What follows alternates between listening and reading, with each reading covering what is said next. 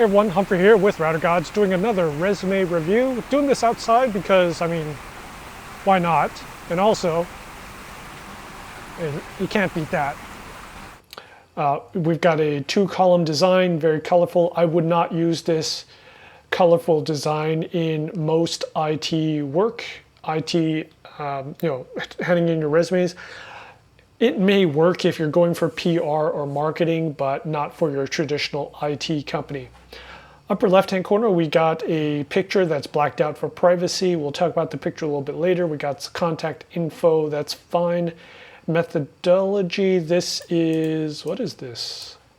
This is critical thinking, problem skills. So it's kind of like the fluffy summary that we see a lot.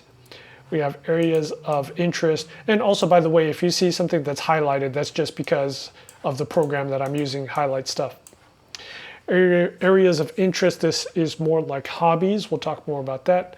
Languages, so let's, also this person is in Europe.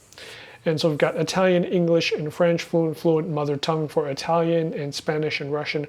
Languages is cool. Learning how to speak multiple languages is great, helps quite a bit. But one thing is I wouldn't put it at the bottom like that. And two, I wouldn't have these three on separate lines. I would just put English, French, Italian. English, French, Italian, fluent, done. And Spanish and Russian, you would put, okay, Spanish intermediate level, that's fine. Russian discovery level. I would put, in addition to that, what exactly is intermediate level? Was it a particular grade? Did you pass a specific level of exam that gave you intermediate level? So how do they know? You just can't say intermediate level. And also, if you put English and French as fluent, you better be fluent. If you put down something, let's say you're fluent in Russian, and then you go to the interview, they talk to you in Russian, and you're not fluent, that's bad. That's really, really bad. Okay, so languages, I would tighten this up. I would be more specific on the level, whether you've obtained some certification, and I would move this top. I wouldn't put this at the bottom. It's pretty important. Okay, let's go over here to the right side. We've got this computer and network technician. Okay, I wouldn't put that there because you're pigeonholing yourself into what you are and what you want. I would also never ever put salary expectation here. That's bad. You've just pigeonholed yourself into a salary. You've lowballed yourself really, because if you're if you're applying for a job that pays $50K a year, and now you've basically told them I can take $35K, no problem. So don't do that. Never ever put your salary expectation here. Okay, then we got our education. So we got education, we got professional experience, and technical skills. Okay. So let's get into the specifics here. Let's talk about the picture. So in the US, you don't put your picture on a resume. It takes up way too much space. It's not necessarily necessary. And most companies, if you put a picture on your resume, they will immediately trash can the resume because they don't want to be accused of any discrimination for or against, right? So the picture can help you or the picture can hurt you, but they just don't want that. They don't want that problem. Now in Europe and in Asia, it's a little different. Actually, it's a lot different. In Asia, it's expected for you to put your picture on your resume. In Europe, it's kind of half and half. So it's more acceptable to put a picture. So if you're applying for American companies, no picture. Instead, you're gonna have your picture on your LinkedIn. That's completely fine. Contact information is fine. Methodology, so let's take a look here. This is very fluffy. Problem solving skills, great team spirit. Okay, so this kill all of this. This is not necessary. So just like other fluffy summaries, we'll use an example here. Great team spirit. You can't just say you have great team spirit. But what you can do to prove that you have great team spirit is over here on your professional experience. This is where you list your jobs and projects and stuff like that. Here, he's a team leader. Okay, great, you're a team leader. What projects did you do for your team? What outings did you organize? Did you, so there's stuff that will show that you have great team spirit. But you just don't say you have great team spirit. Problem solving skills. Okay, you don't just say I have great problem solving skills. That's terrible. What instead you'll overhear in your professional experience, show and prove that you have great problem solving skills with projects that were tough, that showed that you had to think through this long problem, and maybe it was a multiple month problem, a multiple month project. It involved $50,000, it involved lots of servers, stuff like that. That's how you prove that you have this stuff under here. So all this section, kill it, it's gone, get rid of it. Areas of interest, these look to be hobbies, right? Telecommunications, got some math, we got some cinema. I mean, that's great and everything, but no, not necessary. Now, where this can come into play is if you have a accomplishment, something really cool that you've done. So, for example, salsa dancing, all right? If you won some type of competition, if you've got a YouTube channel talking about salsa dancing, then you could put that down. Cycling, okay, cycling. Just putting down cycling, not gonna work, not gonna interest anyone there. But if you've got a YouTube channel about cycling, if you've done some crazy like a 50-kilometer cycling up a mountain or something like that, you've participated in a race, that is cool. Running as well. Running is fine, but if you've participated in a marathon, if you've done shoe reviews, it just has to be more than running. Same thing with chess. A lot of people play chess. You just can't put chess. But what you have, if you have a high rating, if maybe you got local championships, if you run a chess school, something like that, then you could put that down. But generally, most of this areas of interest, get rid of that. So methodology, areas of interest, get rid of it. So you can actually see that a lot of the left-hand column is gone. So you can convert this and get rid of the picture. You can convert this into a single column, just top-down resume by getting rid of this, and this will give you more space. And the languages, tighten the languages down. English, French, Italian. English, French, Italian, fluent. Spanish, intermediate. Completed certification level, whatever. Russian, discovery. Okay, and I would probably move this higher. I would move it somewhere between professional experience and education. And we'll talk about education. Okay, get rid of this.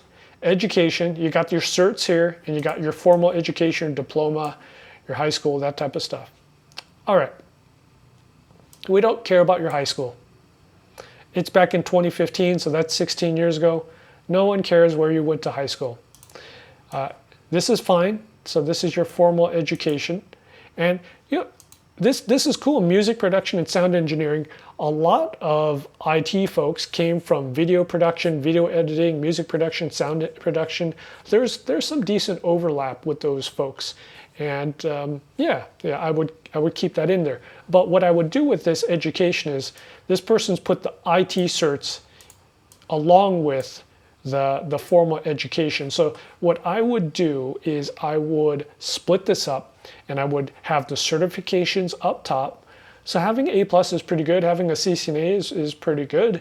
So have your certifications up top and your formal education towards the bottom, past and below the professional experience.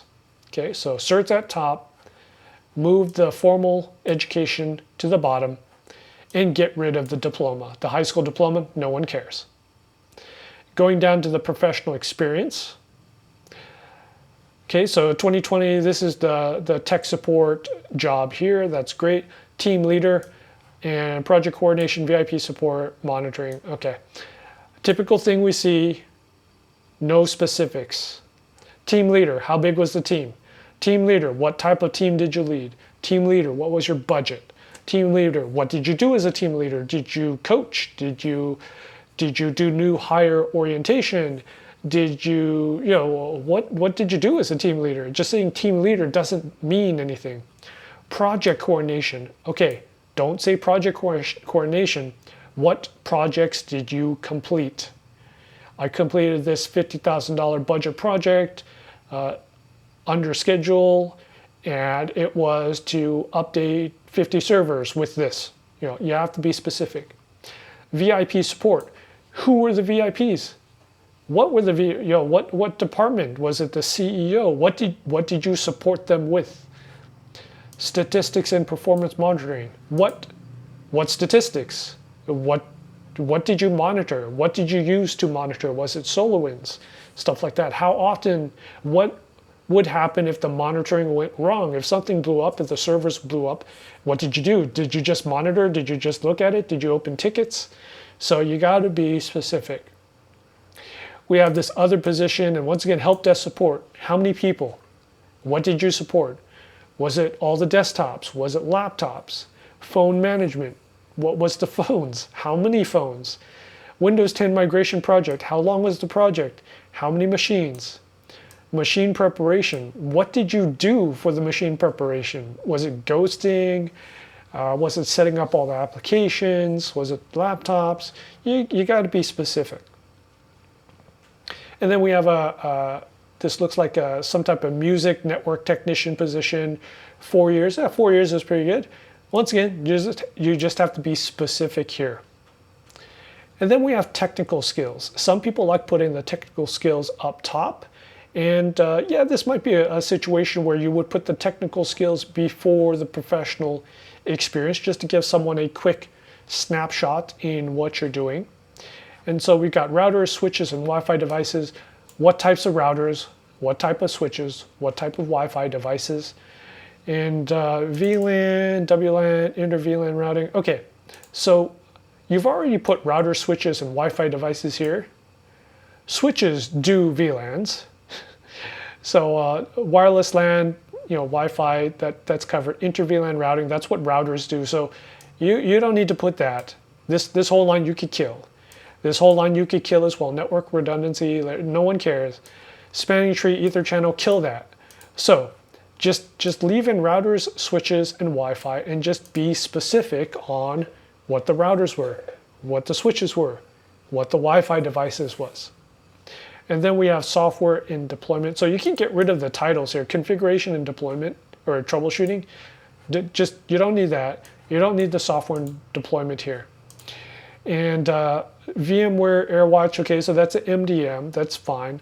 Windows 10, Pack Office, okay, yeah. Bloomberg, I'm guessing that's Bloomberg terminals. Here's an interesting one, Python. If you put in Python, make sure you get specific about what you can do in Python. Do you have a GitHub? What can you do with Python? Don't just put Python here, actually. And actually, these days, I would move Python to the front. Move Python to the front and be specific about what you can do with Python, right? So get rid of the configuration and troubleshooting, get rid of the software and deployment, put in routers, switches, and Wi-Fi devices, be specific. Also put this in here and move Python to the front and be specific about that. Whew, okay. Well, this resume was a lot of fun. Yeah, I think with some tightening down, deleting of the unnecessary sections, moving things around a bit, adding specificity to especially the job, the professional experience. This has the potential to be a much better resume. And yeah, this is something we do all the time. It's pretty fun, and this is certainly a unique resume. And once again, the look of this resume, no, it's too flashy, it's too artsy. I would not do this for most IT companies. All right, this was another resume review. My name is Humphrey Chung with RouterGods. Thanks for watching, and I'll see you on the next video. Take care.